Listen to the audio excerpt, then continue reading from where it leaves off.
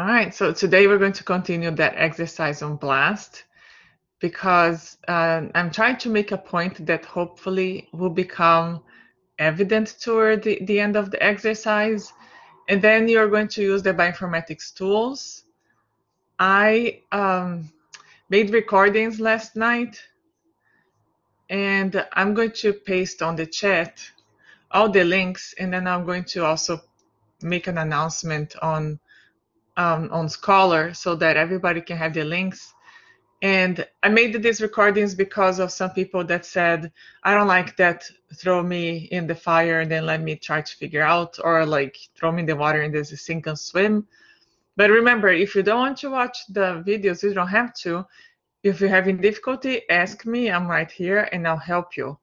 But if you're like, oh, I don't think I got that, then you can refer back to the videos. And I record the class today too, so you're going to see answers from different angles. The videos I made last night, I broke it down per question. So on the chat are the links for which question I'm addressing in which video. But if you are here, you might as well just ask me exactly what you are having trouble with. So I'm going to go back to the exercise that was on paper. And in a way, we're doing BLAST on paper, but it's mostly to draw some point of what kinds of comparisons does BLAST perform, and why is it useful to do this 6-frame translation. All right, let me share a file with you. I'm going to share the file that says BLAST exercise. It's number 10. Let's see. Is this the one? Yeah. This is similar to what you have for the PowerPoint presentation. So let's see. This is where we left on Friday. I said, does the sequence from exercise 1, which I'll say this, match the sequence below? So on Friday, I actually think I was pointing to the wrong sequence. So one of your peers told me, like, okay, you're confusing me. So this is worded a little differently, but it's the same exercise. So suppose I have this sequence here. So it's in both of these questions, that and that. That's the same sequence. And I want to know, does this sequence match this DNA fragment here?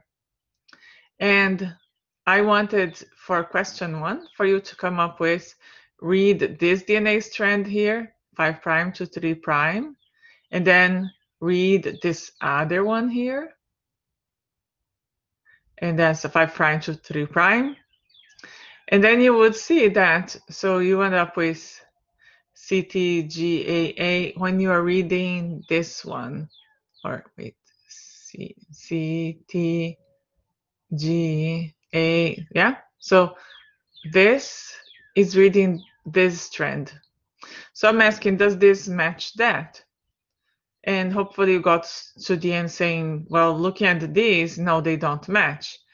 And then you could say, well, how about the other DNA strand? Does this sequence match the other DNA strand? So if you gave BLAST this sequence from this strand, BLAST would reverse complement it because it would read this other sequence here. So my hope is that when you go like, okay, that doesn't match that. But if you reverse complement that, you end up with this. And then I'm asking, would the reverse complement of that, which is this, does that match this sequence? And then I hope that you're like, no, it doesn't. And the point of this exercise is to say, even though these two DNA sequences are very different, if we looked at them as proteins, and you're like, what do you mean by that? You will know in just a moment. Then would they sequence if we looked at them as proteins? So when I say translate this sequence here in frame 1, what I mean is, by frame 1 is you do the first codon is these first three nucleotides. And you're like, what does that mean? Okay, a codon is the triplet of nucleotides, and the three nucleotides encode one amino acid. So let me show you with the figures what do that mean. So this sequence here is mRNA, and this purple thing is a ribosome. It's reading the mRNA, and for every 3 letters of the mRNA, the 3 letters match something that's called a tRNA. So the tRNA has a DNA sequence here that's called the anticodon. So codon from the mRNA, anticodon is a sequence on the tRNA. And the tRNA is a molecule that has an anticodon, and then that anticodon matches that red bubble here is a peptide or an amino acid. So the red thing is a molecule that making this string makes the protein.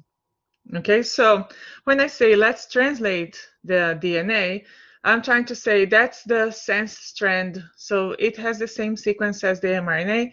So let's take each 3 of these and see each 3 of these calls for which one of these amino acids. And there are 20 variants. So even though these are all red dots here, there are 20 possibilities for each of these dots. How does the cell know which one of those? It looks up in this genetic code. So it's this table that I'm going to share with you again. All right, so when I say translate this thing, so we're going to say that this is the mRNA. We're going to say that this is the DNA strand, that's the coding strand, meaning it's the same sequence of the mRNA. The only difference is that instead of T, it's a U here. So you just do that mental exercise of this is going to be a CUG. So on frame 1, the first triplet is a CUG. And then you go on the genetic code and you look up C, U, and then G is the last one here. There goes CUG, encodes a leucine. So that means is that when the mRNA says CUG, then there's an anticodon that has a complementary sequence to this in one end, and then in the other end, it's holding a leucine. Okay, so that's the first amino acid. The second amino acid would be ATA. So it's always 3, right? So that's our first one. This is our second one. And then you go A. Okay, we don't have T on this table. Sometimes you can see genetic code has also T. So A, U, A. So A, U, and then the A is this one. So AUA is isoleucine. So far we have leucine, isoleucine. So you keep doing that until you run out of amino acids.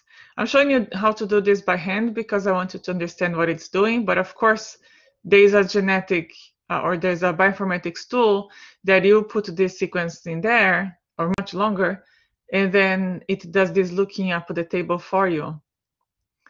All right, so that's frame 1. And then when I say frame 2, what I mean is you skip this first one because we don't know actually where the reading of this starts. So we have 3 possibilities. Either this is the first triplet, CTG, or the first triplet, the first codon is TGA. So that's a different amino acid, TGA. So we're going to look UGA, UGA. That's a stop codon, which means doesn't encode an amino acid. And actually it would stop there.